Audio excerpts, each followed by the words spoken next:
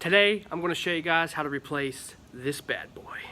This is your transmission output speed sensor. People get this confused with the one on the rear end. When you have this code, people, they'll look it up and they'll get information off Google and actually replace the one on the rear end. And it may fix stuff a little bit, but you still have that check engine light. I've seen this happen a lot. So it's the one on the transmission, and I'll show you where it's at, the driver's side. But let's go ahead and get to it and put it in. Before you even start the job, go ahead and take your battery terminal off. Nut on there. You just want to unplug it. Plug looks like this. You just kind of bend this stuff out of the way a little bit. You just want to get your socket up in there and pop it loose.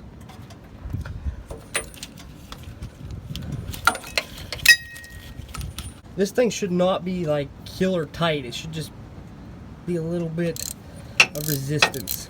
Now when you go to take it out, there might be a little fluid that drops starting to come out, but it shouldn't drain your transmission. So you don't have to worry about that. It's pretty much self-explanatory, but I thought I'd do a video on it because a lot of people get confused on what sensor. Ooh, I think I see a little bit of see, it is magnet, so that's what controls that. So let's go ahead and get the new one. That looks like it's just dirty, maybe. I don't know. We went ahead and bought a new one, so let's go ahead and put it in. 20 bucks. They are plastic. And this truck only has, let me see, 75,000 miles on it, and it needs replaced. So I don't think that's too bad. Let's stick it up in there. Make sure you don't get it cross-threaded,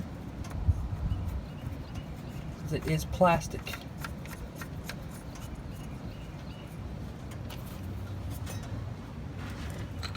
Now you want to put this in there the way it came out. Do not crank on it. Do not, you don't need to tug on it like He-Man. Just snug it up, because it has a seal on it.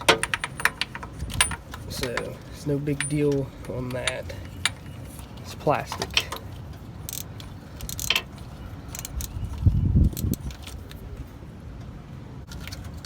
You just want to plug your plug back in. Get it nice and snug. Get up on there nice and snug, and that should be it. Get to put your battery terminal back on. Let's go ahead and start it up and see how it drives and see if the check engine light went out.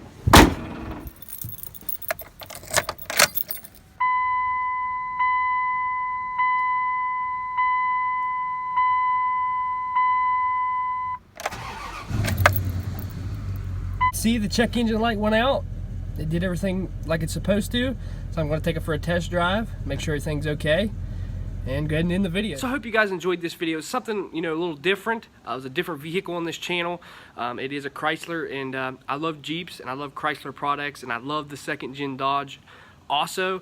So I thought it'd be just a nice little video just to show you guys that you can do this at home, and you don't have to replace the wrong one.